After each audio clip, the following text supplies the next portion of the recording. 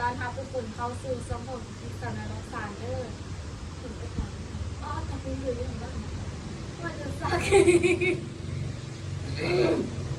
มือนี้เราทุกคนเพราะมือนี้เป็นมือกะเกี่ยมมือ5 กะเกี่ยมของอัน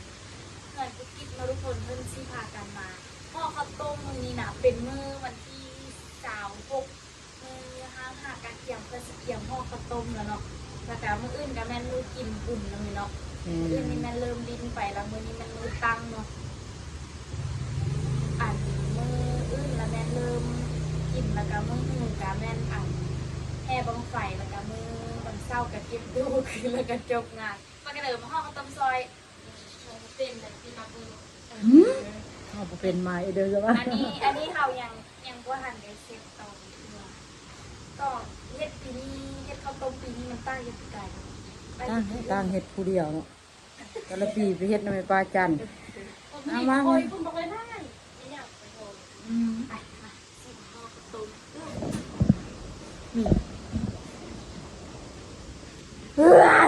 ลักกินสตรอเบอรี่เข้าเมื่อกินรสลักกินสตรอเบอรี่เข้าปะนั้นบ่เฮอเขาจับกระโตงไหมลักกินเขาเข้าอีก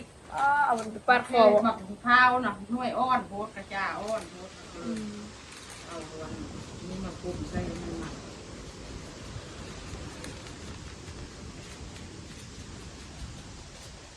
ซ่อมห้องเลยซ่อมห้องดูเลยน่ะดูมาละอันนี้ละแมนอัดเอามันไปเชื่อสนะอันนี้ละแมนมักทั่วดำมันก็สุกดีเนาะสุกเลยว่าสุกเลยแล้วก็มีไหนมักทั่วดำกับไหนทั่วเรื่องมันบอกไหมอะ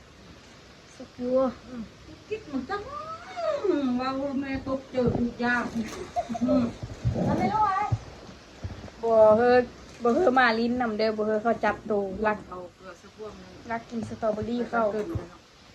มั มันต้องได้เสื้อเกลืออันบ่ เราดิเซอร์แล้วมันแซ่บแบบไหน เตรียมประจานจะจ้าเห็ดลายตามมาเลยเนาะเห็ดลายเลยฉันสั่งดีคนเสื้อเป็นหัวได้วะเสื้อเป็นหัวได้วะ นี่ก็ได้เนาะมึงไงนำลูกนี่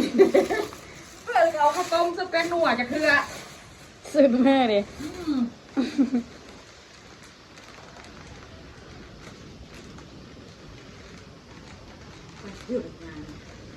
นี่ก็ได้วะอ้าวลักกินสตรอเบอรี่เข้าอีกแล้วเอามาอากูมันสั่งจ่ายเงินมาจ่ายเงินมามันใส่คิดเขากินทางไปย่ายเขาสตรอเบอรี่บอกว่านเลยชอบน้ำตาลแบบนี้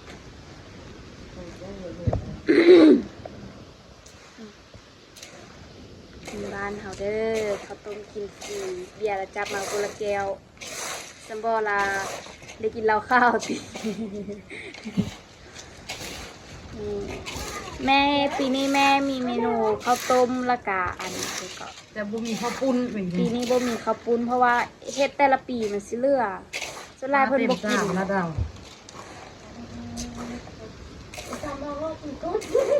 เมื่อล่ะเขาพูดทันต้องสาม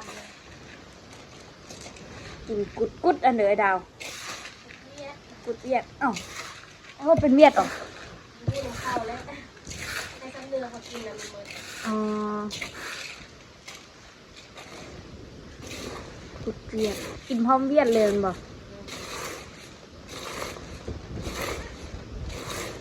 หอมเนาะโอ้เนี่ยคนแท้คนวางพร้าวซื้ออันนี้มันมะพร้าวพร้าวกระจุกแค่เอาแม่มะพร้าวนี่บริบีบน้ำเหรอเต็มสามแท้บัดนี้บริบีบน้ำเหรอต้มอันนี้บริบีเต็มสามพักบัดนี้ป้าปานั้นไปซื้ออันนั้นมาใส่อีก2 เป็น ถุงมะพร้าวอ่อนแซ่บได้ล่ะใส่มะพร้าวอ่อนนะเนาะมันนุ่มมันอยู่ที่บอกอันนั้นจะจุด2 ถุงแล้วก็น้ำมะพร้าวอีกโตกันสิพ่อก็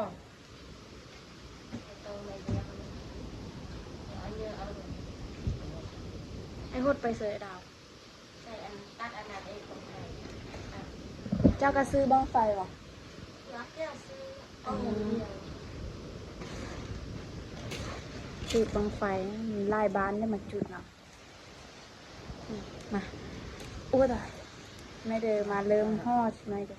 เสื้ออันนั้นแล้ว เอาพวกมือมาเสื้อละขั้นนี่ดูดาวต้อนน้ำตาลเสื้อมันนั่นหรอ ซื้อเขาทำหนัง อันนี้แม่นมักทั่วเรื่องเสื้อเกลือพอครับ ที่ด่างมันเจอ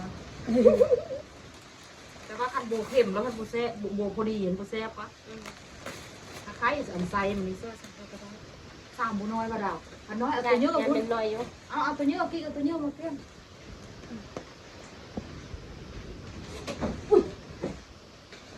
เอามาช่วยหรือเอามาสู้เอาสอนยุ่งเลย เศร้าได้ทำได้ดีได้เบิ้งดูน้ำพ่อไปอยู่น่ะมาอยู่โอ้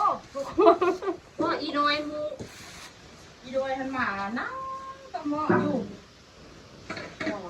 พอแล้ว เอ้าอันนั้นก็ได้ เสียบเสียบ แซ่บบ่แซ่บแล้วแล้วจริงเฮิงว่ะ พ่อต่อมืดเราก็ล้างเข้าไปนึ่งโอ้ถ้าคันนึ่งกินได้แซ่บอยู่ยันบ่แซ่บยันมันน้ำมันย่อยลงหมดเลย น้ำตู้อ่ะตู้เกือบมือเนาะ มาซื้อเปลี่ยนเครื่องให้ไปตู้มาเด้อทุกคน นอนอยู่ นี่ทุกคนตอนนี้กำลังพากันกำลังห่อไปส่งเมตู้มาไปแต่งตัวเมตู้ซี่มานี่ก็ทุกคนมาห่อซอยเนาะคนมาห่อข้าวต้มสวย นี่กี่ก็หูห่อเด้อแต่ว่ายังบ่ทันได้ห่อเดี๋ยวสิห่อกันแม่มัดตัวนี้แล้วแม่เอ็ดเด้อแม่อันนั้นให้เฮาเด้อจับกล่องให้เฮาเด้อโอ้ตายจ้อยได้เนาะคือคนได้เนาะ ซื้อกับคนเลย เนาะคือกับคนเลยไหมผู้ประกำงามเนาะ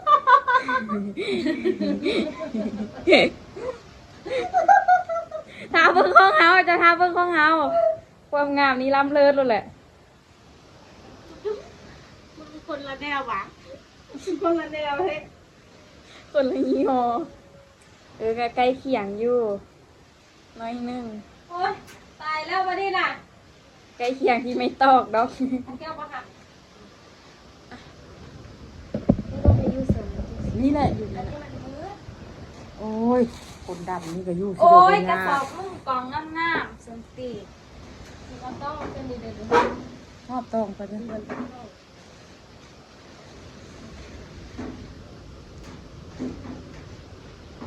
ขณะนี้คุณคิดไล่ต้องพ่อต่องามคนเราคิดไล่ต้องพ่อต่อ ต้องให้ร้านนี้ว่าแม่ สองอันใส่กัน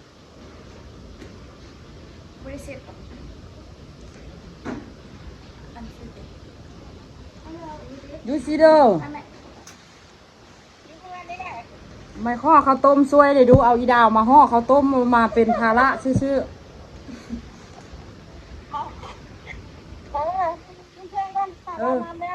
นุ่งเครื่องน้ำมาเด้อ เป็นครูพาระสัมปติ เป็นภาระซื่อๆซ้ นี่อะไรวะ ำทอกกันให้เนาะทอกเสบตองอะไรเนาะจะโอ้ยไอเดียวก็พอละคันสวดพนันน่ะ อาจารย์ตักอันนั้นใช่ไหมอันนี้คือพาระยันแม่ร่วงแสบ สองวัน เริ่มเร็วนี้เลย ห่อยืดพูดเดี๋ยวจะเอาห่อยืดพูด อันนี้แห้งอยู่ เปลืองถ้าเอาเพื่อเข้าเขาก็บุรุษละ3 อันสิบุลูกฟาดลงรุมบุรุษร้านเขา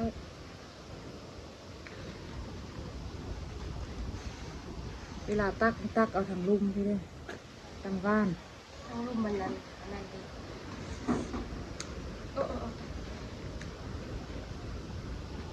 ตายพักป้า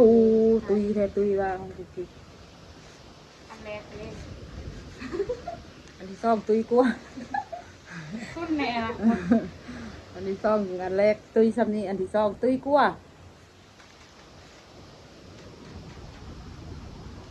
แขกสิมาแต่มือแรงนี่แหละนะแขก มาแต่แรงนี่มาไป ต้องปกติ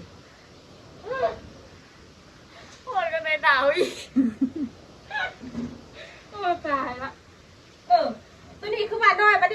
โยวันนี้น่ะผมกล้าเด้อพอที่สามซ้ำแคนอีกเหรอ เอามาต้องมา คุกค่าถึงไว้เลยก็ได้ต้องไปสิพ่ออยู่บ่อันเดียวกันบ่พอโบ้มันสิมัดซ่องนี่ก็บ่งามเขาแฮงมัดซี่พุ่น โอ้เนาะเจ้าเมืองคือมัดตัวนี้ด้วยเนาะสิ อย่าเร็วแฮงดึงแฮงมากมันแตก ไม่ได้กินข้าวต้มเฮ็ดเองกับมือเลย คือเร็วน้อยแท้เร็วบ่เป็นตะอยู่ เซฟพลังเสื้อเลยเนาะอันนี้แค่ลองซื้อคนลองทานอันนี้อันต่อไปว่างว่าสิ คุ้นทางซะว่า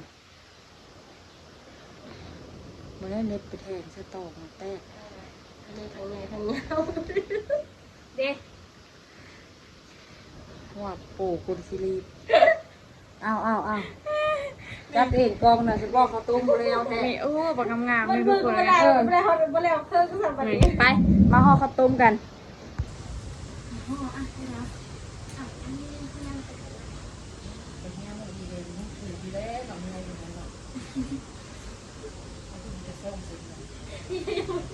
กำลังเบิ้งมันมึงขึ้นหน่อยมึงเลย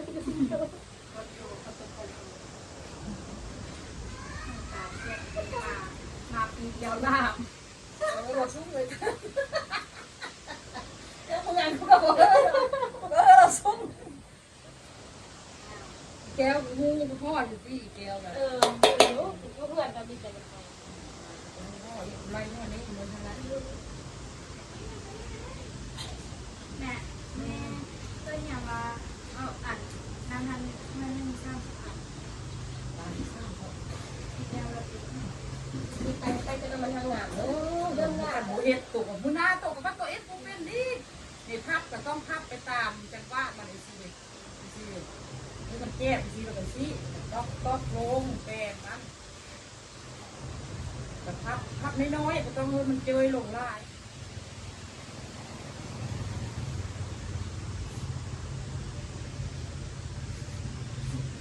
นี่หาในงงกันแล้วสิ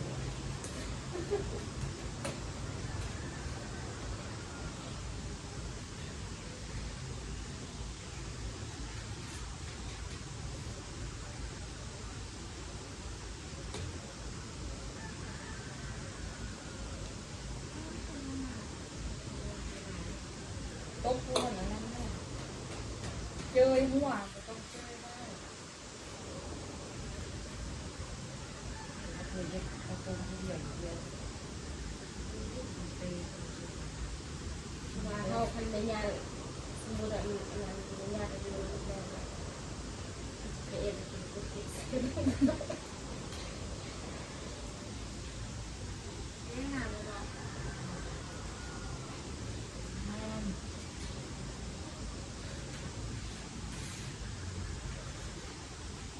เอาไปเป็นในยามห้องกระดาว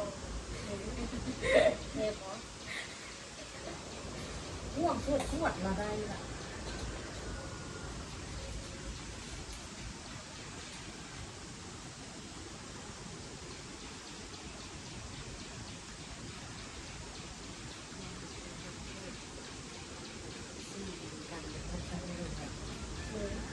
บอกก่อนเอามืองานแท้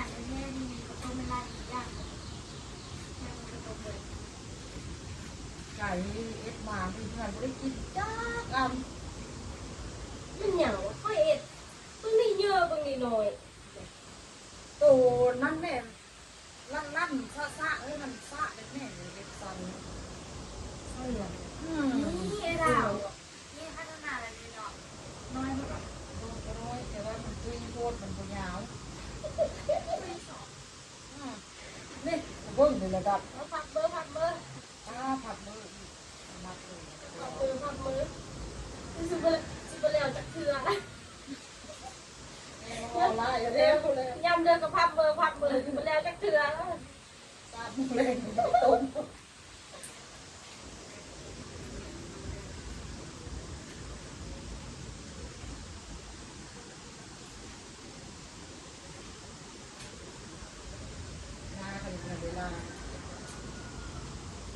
แก้วชมที่คิวเบื้องนั่นไงเนาะหม้อเดียวตีจะกินหมาเดียวเนี่ยแต่ว่ามันมีเอกลักษณ์เขาเพื่อของมันเอกลักษณ์คืออะไรเขาจับมาเขาหูเราไม่เข้าคือห้องอันนี้เขาจับมาแล้วหูเราแล้วคือห้องตู้เลยเลย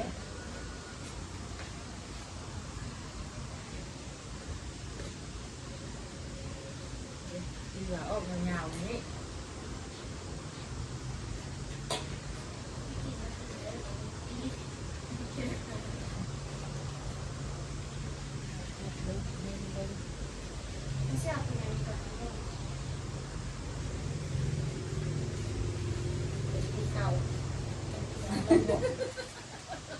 แกงสิเขือที่เก่า เป็นมือเนาะ โบปู แล้วมาต้มก็ขึ้นมันข้าวดี เป็นเดียวมีไปโรงงาน ร้ายมันเก่าอ่ะ พอเลย ถ้าไม่อยากให้มันงาม เรียกว่าดีได้ก็นี่เดี๋ยวว่าพาเดี๋ยวมีเยอะได้เยอะว่าคิดทับยากอะไรเอาว่า ภาพยากกว่าเลยเนาะอันนี้มันนี่นะเนาะ มันก็พักง่ายแต่คือว่าเยอะมันก็พักง่ายนี่ เยอะต้องรักเดียวอย่างนี้ มันก็ อะไรอะไร มันก็พักง่ายอยู่แต่ว่ามันคือเยอะแท้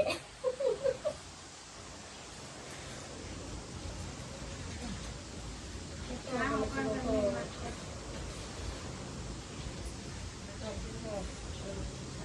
ตัวลูกเป็นพอจะเป็นแต่ว่า มาเด้อ มันหลายหัว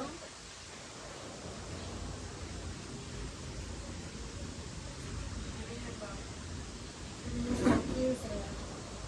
เอางัดกันนี่เลยเบิ่งมันจะเป็นไรเลย โอ้ยคันว่าเย็นได้แม่แม่พ่อหนุ่มแต่บลายพ่อร่วงมันงามแต่ที่พ่อต่อมาโอ้เอาใส่ ของแดงเราติดแล้ว ก็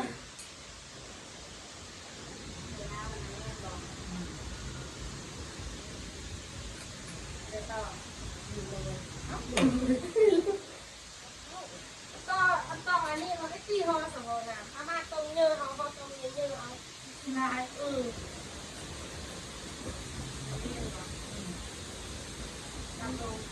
เอาคือมันได้จังว่ามันเมื่อเดียวเนี่ยมันมือบานคือภาพครับถ้าอันนี้เพิ่มมันตึงเลยตึงเลยแล้วมันที่ตึงได้จังเลยว่าเป็นรวมยาวนี่ครับมัน ไม่ได้เสียมันจะบอกคนเลยสิไม่ได้เสียมันถึงนะ โอ้แต่ผมก็ยังชมอยู่คนนั้นคนนี้เลยโอ้แต่เอ็ดเพราะมันแล้วซะดิซะจนเป็นนั่นละก็เคี่ยเข้าเมื่อซะ โอ้นะ ทับไล่เรือว่าทำไปต้มมันก็เละออกข้อออกแขนหมดก็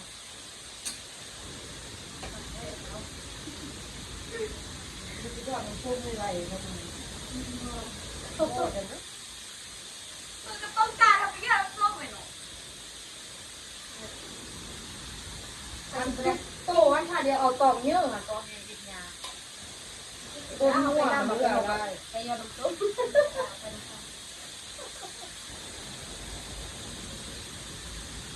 ต้นชายมันเลือกได้ไง เอ็กซ์สบายใจแค่ไหนเนี่ยอันนี้เราเป็นเอ็กซ์ตั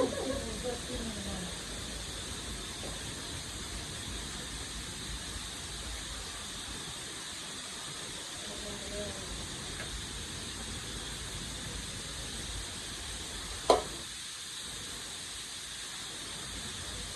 มาได้เดียวเราก็ติดเลย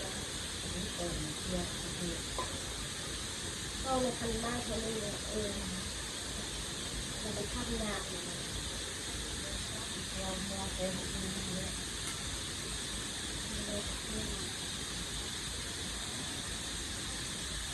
ไปเที่ยวมาเฮ้ยพ่อนัดอยู่เฮาอีก ใช่วันแล้วกินในห้องผู้เดียวไปเลยแบบ กูจะเต้นเซ็ตต่อมีมานะ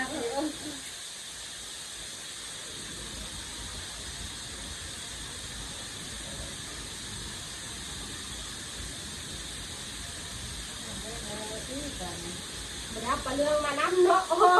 เป็นเรามันก็หอบเป็นแต่มันก็หอบขึ้นเราเลยตายแล้วก็ที่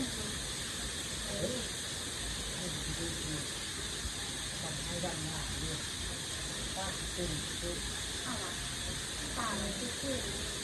ถ้าไปขึ้นที่ขึ้นไปแล้วเขาว่าเลยจะขึ้นมาสุด มันพวกนี้หนู มันก็จะเป็นมันเบิกตาเรามันจะติดจ้างว่าวเนี่ยมันบอลลูนมันจะต้องเข้าเลยเข้าเลยเราเลยทั้งหมดมันเห็นตาเขามันเห็นตาเขาเราแล้วมันดู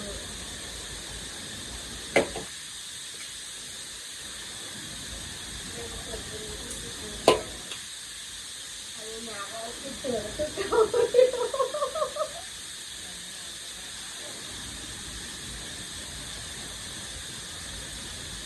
ภาพบ้านที่จะภาพลงอ้าวเหงา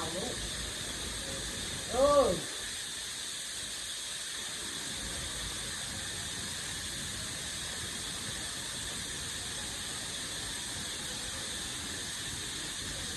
ของใครในงานแห้งให้ที่ให้เขาที่ให้เขา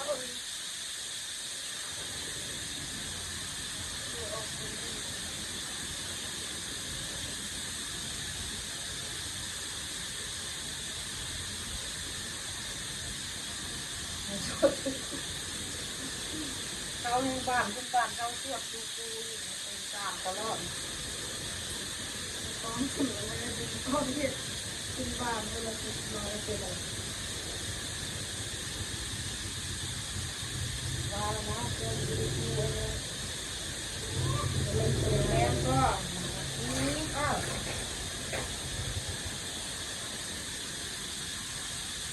มึงมาบอกไม่แก้วกูเอาคนมาห่อข้าวต้มเลยน่ะ มันเป็นภาระ เนาะกูว่าตัวกับห่อกูเป็น อยากไปยักไข่กันอยู่ห่อตลอดเนาะโอ้ยห่อตัวมีเหือห่อขนมกับห่อนั้น ก็นี่คนมาช่วยตั้งแต่ตอนเช้าๆพุ่นน่ะอันนี้11-12 โมงอย่างบุแล้วนี่ อันนี้ของอีแม่นี่งามๆ เขาดาวงามมาดิ ของอีแม่เบิดตัวนี้ อยู่กระสาบนี่ก็ของอีแม่บักคักๆนึงเนาะมาเด้อสิพาเบิ่งแต่ ต้องมาสุด ต้องแต่ละคนโดฟังแต่ละคนเลยแตกต่างกันขนาดนะสีไม้ลายมือของแต่ละคนการมัดโต๊ะก็คือกันอีกไดเบิ่งเด้อของไอ้ดาวโอ้ของไอ้ดาวนี่งามเด้เนาะไอ้ดาวเบิดนี่ไอ้นี่บ่งามคนหมู่ดาวของไอ้ดาวนี่พอดีกินเนาะวันนี้มาเบิ่งของนางงามได้บัดนี้นะน่ะโตบ่บอกบ่ฮู้ได้นี่ว่าแม่นข้าวต้ม บางเอ้ดี โอ้ เนาะ เบิ่งดิ บางสมมูเนาะ เมื่อไงเขาเบิ่งเขาหากับเขาเลยแบบแตกต่างข้าวต้มบ้านเฮานะบ่คือกันจักอันอีกได้นี่ บ่คือกันจักอันเลยบ่คือกันเลยไงไอ้เด้อแล้วก็เด้เฮ็ดบ่คือเก้าจักอันเลย รักของตัวเอง โอ้บีน่าจะเป็นเอกลักษณ์มัดไม่ต้องนี่เลยแม่บ่คือกันเลยจักอันเลยเว้ยเราเป็นอะไรไอ้จ้อยกับจ้อยไอ้ยาวกับยาวตุยกับตุยสั้นกับสั้นบ่คือกันเลยนะใกล้สิแล้วล่ะแม่เฮ็ด8 โลนี่คงประมาณคงประมาณก็สั้นคือกันเนาะแต่ก็พอดีกินคงประมาณนี้ของเพิ่นก็คือบ่คือของเฮากันเนาะ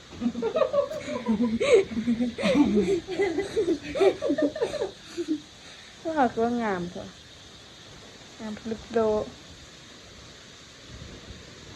ไม่เคยเป็นซองรองใคร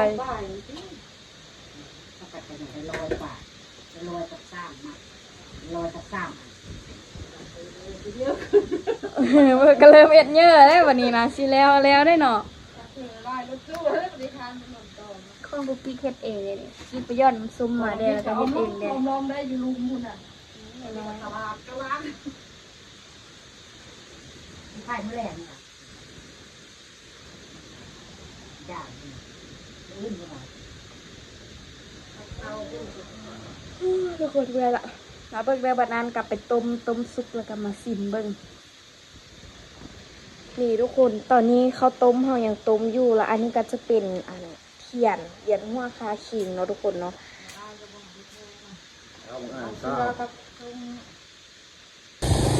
นี่ทุกคนอันนี้แม่นต้นกันมีเงินรวมกันเห็นใบสาวอยู่ถึงหุ้นสาวมาแล้วก็กำลังชิมเข้าไปวัดตอนนี้มีเครื่องมาไล่อะไรมันปะอะไรสมควรเนาะไปเข้าไปเบิ่งกันเขาเจ้าตั้งสไลเดอร์อยู่ไสอ๋อไปโอ้วงดนตรีใหญ่เด้พี่นี่นี่คนเต็มวัดเลยเอาคนเต็มวัดแต่ว่าเห็นคน วันนี้คุณยงเลยชาวเมืองทั้งหลายในภาคกันที่แห่งเล่นลอง เพื่อนก็เอาพากันเอากันมา แล้วก็เอาเครื่องเอาเทียนมานำ สันดอนให้ตายเสียว่าสันว่าเอาไว้ดี ว้าวเป็นตัวที่ก็มา ยังสีสนใช่กันเลยว่าฮะสิให้เขาประหันจังไหนล่ะเศร้าเลยอันนี้มาถ่ายเจ้านี่แหละก็นายถ่ายเจ้าคนเดียวยังถ่ายจะเจ้าอีกนะเอาจังสีสาเอาจังไหนล่ะพระองค์เอาคือว่าจะ นี่มันงามๆนึงนี่กันนี่ทุกคนด้านนี้ให้เป็นทางนั้นวงดนตรีอันนี้นะว่าไงโอ้โหเนี่ยได้ไปเสื้อแขนยาวพระเพื่อนคือนอนค่ะแถวคือนอนที่เขียมน้ำเลย หลังจากนั้นคุณโยม วงดนตรีเขาเห็นใหญ่เลยแต่ว่าตั้งผิดบ่อนน่ะมันไม่มีบ่อนเต้นบ่อยเนาะนี่ ไปบอกแก่พระเวสสันดร ซิวอยู่ถึงหัว ว่าเสด็จพรไล่ทับไล่ออกจากพนักว่างเช่าเพื่อน ด้านนี้ก็มีเครื่องคือกัน แต่ว่าเป็นพวกสไลเดอร์ยังมาแล้วแต่ว่าก็ทันเห็นอันนั้นเลยเห็นอันเดียวว่าเพราะว่านะอันเครื่องอันนั้นนะนี่นี่เป็นสไลเดอร์มาตั้งอยู่นี่เดี๋ยวแรงสิบขี่สไลเดอร์กันมีสไลเดอร์พร้อมเดี๋ยวเขาต้มได้เพื่อนเห็ดอันนี้เด้อันนี้เพื่อนกระเห็ดคือกันนี่ไปเดี๋ยวเขาไปอัน ราตรีที่หนึ่งจะไปทำสัตตามหาทาน ไปอันนั้นเขาไปเฮ็ดเวียงเขาต่อบัดนี้เขาเข้ามาเบิ่งวัดในนึงแล้วก็สิไปต่อบัดนี้ ราตรีที่สาม โอ้ทุกคนตอนนี้ตั้งแต่ต้มตั้งแต่สวยตอนนี้เขาต้มอย่างบ่สุกอีกทุกคนแต่แม่นว่าโดนเขาต้มเนี่ย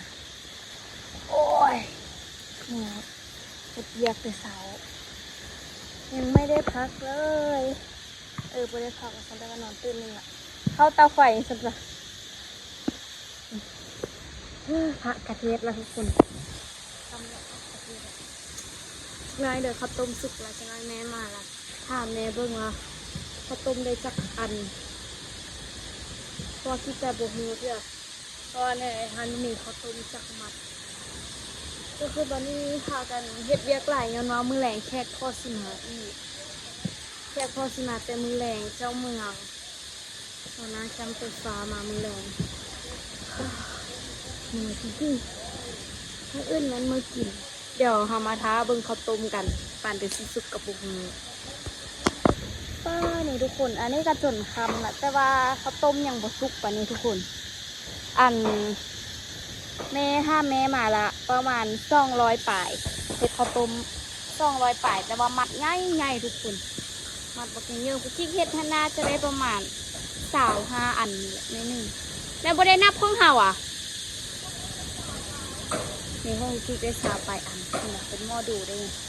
แล้วก็คือ